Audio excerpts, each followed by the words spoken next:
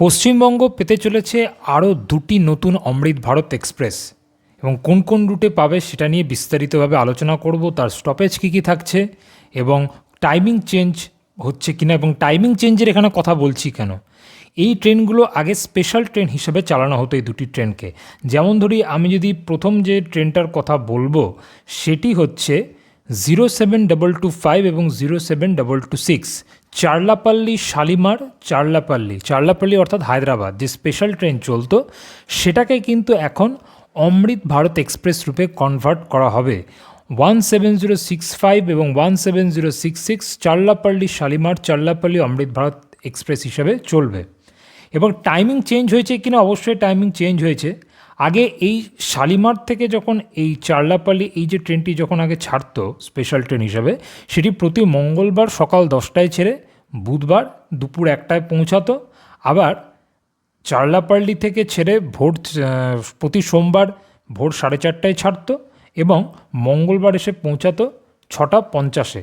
কিন্তু এখন অমৃত ভারত এক্সপ্রেসের যে নতুন টাইমিং হচ্ছে, সেই টাইমিং হিসাবে কিন্তু চলবে প্রতি বুধবার শালিমার থেকে ছাড়বে 1:45-র সময়, অর্থাৎ 12:50, এবং পৌঁছাবে বৃহস্পতিবার সন্ধে 7টা।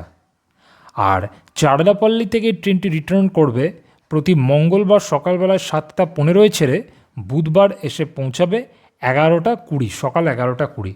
তবে আমার এখানে টাইমিংটা একটু ঠিক লাগলো না। তার কারণ হচ্ছে, যদি চারলাপাল্লি থেকে শালিমার ট্রেনটি এসে বুধবারই 11:20 পৌঁছায়, আবার সেদিনই ট্রেনটি রওনা হবে হায়দ্রাবাদের উদ্দেশ্যে 12:50, এবং 1.5 ঘন্টার যে গ্যাপ রেখেছে ট্রেন যদি লেট করে তাহলে একটু মুশকিল হতে পারে। টাইমিংটাকে পিছানো উচিত ছিল। যাই হোক, স্টপেজ কিন্তু চেঞ্জ হয়নি। স্টপেজ যেগুলো ছিল আমি আলোচনা করে দিচ্ছি। যেরকম ছিল সাঁতরাগাছি, খড়গপুর, বালাসোর, ভদ্রক, কেওনঝড় রোড, জাজপুর কেওনঝড় রোড যেটা, কটক, ভুবনেশ্বর, খুর্দা রোড, ব্রহ্মাপুর, পালাসা, শ্রীকাকুলাম রোড, বিজয়ানগরম, দুব্বাদা, টুনি, সামালকোট, রাজামুন্দ্রি, এলুরু, রায়ানাপাড়ু, খাম্মাম, মেহবুবাবাদ, ওয়ারাঙ্গাল এবং কাজিপেট জাংশন। এইগুলো থাকছে স্টপেজ, অমৃত ভারত রেক হিসেবে চলবে। এরপর দ্বিতীয় আমি যেটা আলোচনা করব সেটি হচ্ছে আরেকটি স্পেশাল ট্রেন ছিল, যেটি 04653 04654 Amritsar new Jalpaiguri Amritsar special train. এবার এটিকেও কিন্তু যে রূপে চালানো হবে সেটি হচ্ছে 14663 14664। ঠিক আছে, নিউ জলপাইগুড়ি অমৃতসর নিউ জলপাইগুড়ি অমৃত ভারত এক্সপ্রেস রূপে এটিকে চালানো হবে। এবং দেখুন, এখানেও কিন্তু টাইমিং চেঞ্জ হয়েছে। এই যে স্পেশাল ট্রেনের যে টাইমিং ছিল, এটি অমৃতসর থেকে ছাড়তো সকালবেলায় 8:35 প্রতি বুধবার, এবং বৃহস্পতিবার গিয়ে পৌঁছাতো 5:45। টাইম নিত 33 ঘন্টা। আর আপনার যখন ট্রেনটি রিটার্ন করতো প্রতি শুক্রবার সকালবেলায় 6:45 ছেড়ে শনিবারে গিয়ে পৌঁছাতো বিকেলবেলায় 4:20। কিন্তু এখন যে টাইমের ইয়েটা অনেকটাই বেড়ে গেছে। অমৃতসর থেকে এখন এই ট্রেনটি ছাড়বে এই অমৃত ভারত এক্সপ্রেস যখন চালু হবে, এই যেটা বলছি অমৃত ভারত এক্সপ্রেস হিসাবে, কিন্তু প্রতি বৃহস্পতিবার 12:45 দুপুরবেলা 12:45 ছেড়ে শনিবার গিয়ে পৌঁছাবে ভোর 4টের সময়, এবং ট্রেনটি রিটার্ন করবে প্রতি শনিবার সকালবেলায় 8:05 এনজেপি থেকে ছাড়বে নিউ জলপাইগুড়ি, এবং সোমবারে গিয়ে পৌঁছাবে অমৃতসরে রাত 2:20 নাগাদ।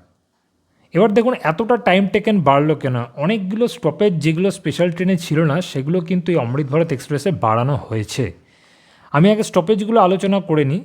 কিষানগঞ্জ, কাটিহার, নৌগাছিয়া, খাগাড়িয়া, সমস্তিপুর, মুজফ্ফরপুর, হাজিপুর, ছাপড়া, সিওয়ান, দেউরিয়া সদর, গোরখপুর, বস্তি, গন্ডা, সীতাপুর, শাহজাহানপুর, বরেইলি, মোর্দাবাদ, শাহরাহানপুর, আম্বালা ক্যান্টনমেন্ট, লুধিয়ানা এবং জলন্ধর সিটি।